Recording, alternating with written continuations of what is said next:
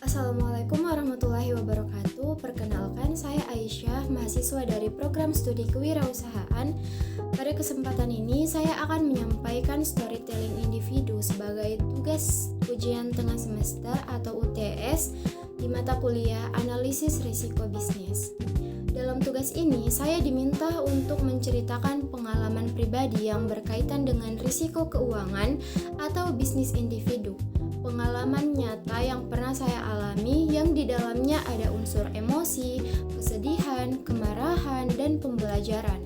Untuk itu, pada kesempatan kali ini, saya ingin membagikan sebuah kisah nyata dari perjalanan saya saat masih di bangku SMK jurusan Tata Busana.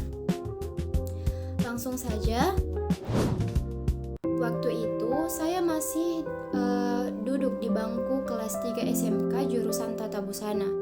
Saya dan teman-teman saya, kami semua diwajibkan membuat baju hasil karya sendiri untuk praktek ujian akhir dan menampilkannya di acara fashion show di sebuah hotel.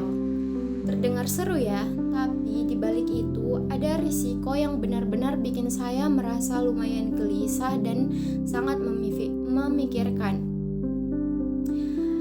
Saya butuh uang sekitar kurang lebih 2 juta rupiah pada saat itu untuk beli bahan kain, aksesoris, sewa gedung, bahkan untuk biaya model yang akan memakai hasil jahitan saya.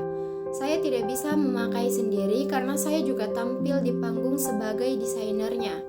Tapi waktu itu saya tidak berani minta uang ke siapapun.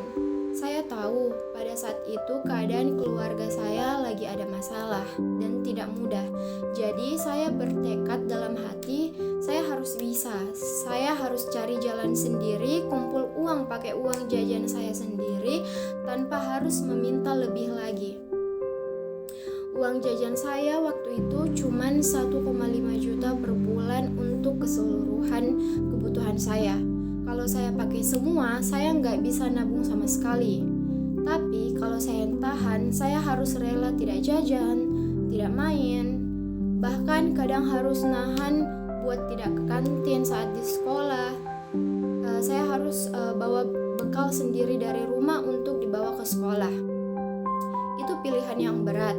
Kadang saya marah sama diri sendiri. Kenapa saya harus merasakan seperti ini, sedangkan kenapa orang lain bisa santai, sedangkan saya tidak. Tapi di balik rasa marah itu ada tekad yang pelan-pelan tumbuh. Setiap kali saya lihat hasil jahitan saya, setiap kali jarum mesin mulai bergerak, setiap kali saya melihat gambar saya, setiap kali saya melihat pola baju yang saya buat sendiri, saya merasa bangga karena inilah cara saya membuktikan diri. Saya mulai menabung sedikit demi sedikit, kadang cuma 20.000, kadang 50.000, tapi saya simpan terus tanpa mengambilnya sedikit pun. Sampai akhirnya dalam 3 bulan lebih saya berhasil mengumpulkan uang 2 juta rupiah bersih dari uang jajan saya sendiri tanpa meminta lebih lagi.